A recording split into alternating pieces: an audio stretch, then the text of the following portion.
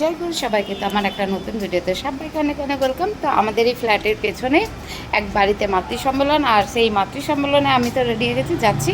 আর ওখানে কী কী হচ্ছে সেটাও তোমাদের সাথে শেয়ার করবো, তবে পুরো ভিডিওর সাথে দেখো।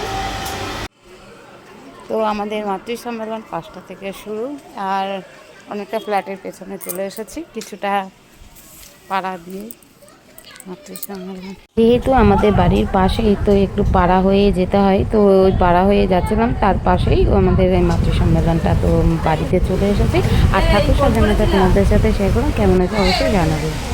তো তারপর আমরা একটুখানি টাইমের ওয়েট করছিলাম, যেহেতু 5টা যতক্ষণ না বাজে ততক্ষণ তো আমরা শুরু করবো, আর তো 5টা বাজবে তারপর আমাদের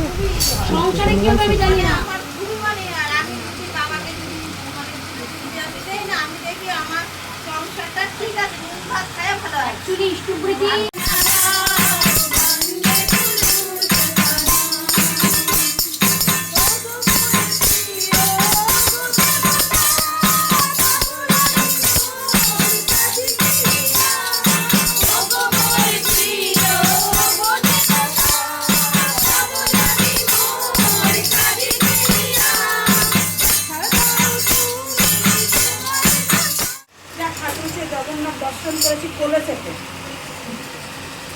এত আমি আর পাচ্ছি না। তারপর কোথা থেকে একটা লোক এসে কোলে চেপে জগন্নাথ দর্শন করালো।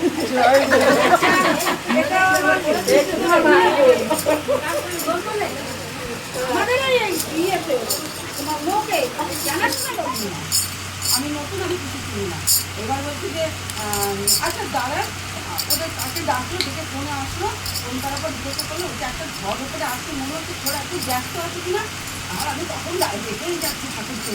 হ্যাঁ বলছে, ও আবার ফোন করেছে, হ্যাঁ একটা ঘর তালা দেওয়া আছে, ঘরটা ফাঁকা। আমার না জল এসছে, অনেক কি বলবো ঠাকুরকে, মানে সত্যি ঠাকুরকে কি জিনিস। তারপরে সেটা পরিষ্কার করে আমি বলছিলাম, হ্যাঁ এত বড় ঝড় আমাদের লাগেই না, ওখানে বেতন দিয়ে এসি থেকে এমন থেকে কি নেই ঘরে। তারপরে বলছে কদিন থাকলে